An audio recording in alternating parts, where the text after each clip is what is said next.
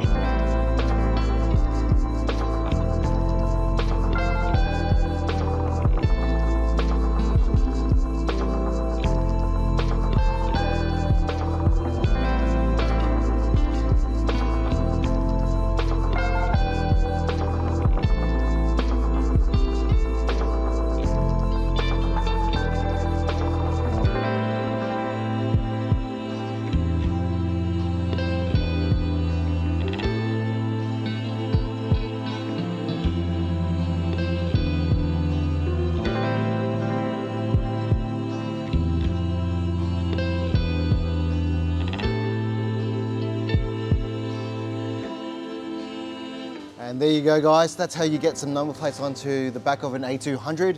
Now, if you are running slimline plates, you will need this adapter plate to get the SL2 bracket onto there first. The brackets that you won't need to buy this adapter plate is for the standard bracket as well as the Euro Premium bracket. I hope you found this video useful, and thanks for watching.